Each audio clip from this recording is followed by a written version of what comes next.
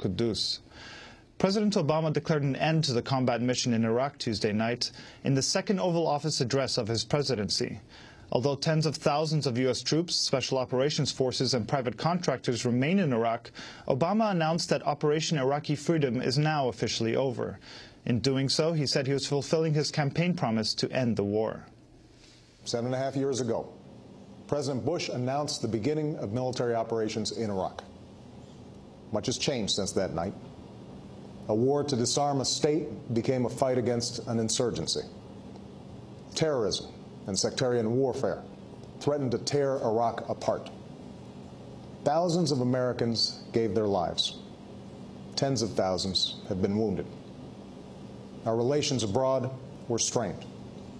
Our unity at home was tested.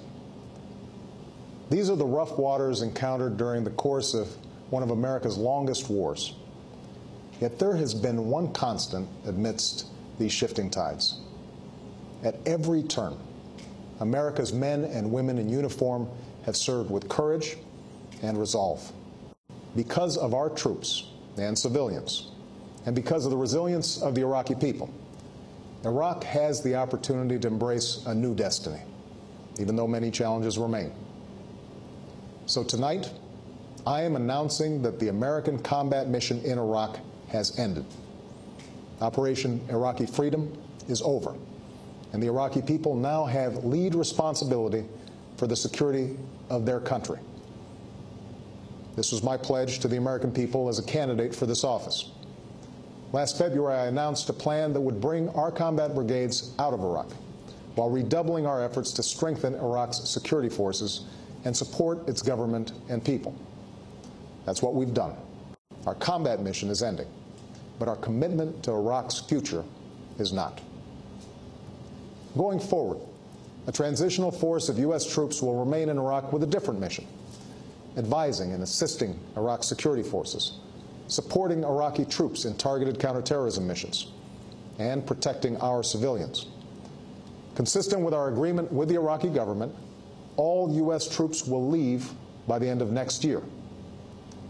As our military draws down, our dedicated civilians, diplomats, aid workers, and advisors are moving into the lead to support Iraq as it strengthens its government, resolves political disputes, resettles those displaced by war, and builds ties with the region and the world.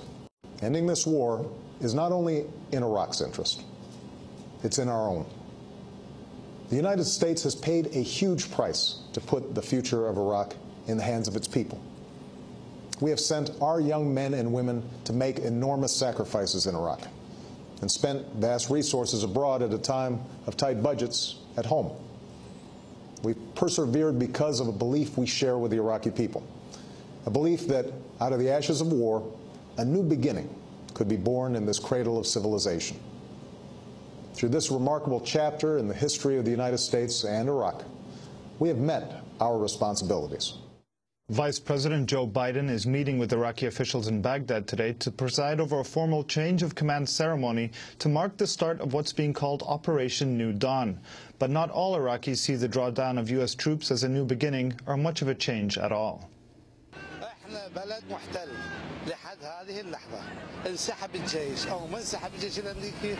We are still an occupied country. Therefore, whether the U.S. Army withdraw or not, we will remain an occupied country. Only when the last U.S. soldier leaves Iraqi bases and no U.S. bases remains in the country, then we can say that the U.S. troops have withdrawn. Now the U.S. Army is still here, and the country is occupied, and it will remain occupied. For more, I'm joined on the line from Baghdad by independent journalist Nir Rosen. He's been covering the Iraq War since 2003. He's now a fellow at the NYU Center on Law and Security. His forthcoming book is called Aftermath, Following the Bloodshed of America's Wars in the Muslim World. Nir Rosen, welcome to Democracy Now! Can you respond to what President Obama said last night in his Oval Office address and what you're seeing on the ground in Iraq right now? Well, I was offended by it. He spoke mostly about American soldiers and their suffering and their sacrifice. And the only time he came even close to mentioning that Iraqis had a hard time these last 7 years is when he mentioned their resilience.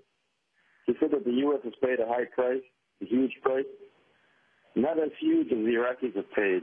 Hundreds of thousands of Iraqis killed, tens of thousands of Iraqis who languished in American detention, their lives ruined for years, children who didn't know where their fathers were, a couple of million displaced internally and abroad. Iraq is a shattered country. He said we persevered because we share a vision with the Iraqi people. Most of the Iraqi people, their vision has been for the last 7 years that the Americans would withdraw. Now, really, nothing has changed, obviously, from one day to the next. You have 50,000 troops to remain here. When Iraq occupied Kuwait, the Americans said that as long as there's one Iraqi soldier left in Kuwait, Kuwait remains occupied. So the presence of 50,000 troops in Iraq forecloses many options, precludes many options for the Iraqis. It's an implied threat. At the same time, the Iraqi security forces, I think, would like to have a continued relationship. And while Iraq is sort of occupied, it's also sort of sovereign. You don't see, and you haven't seen really for the last year in most parts of the country, American soldiers on the ground. So nothing changed today.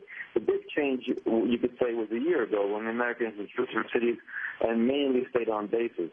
And we've had a test since then of the Iraqi security forces and their ability to handle situations.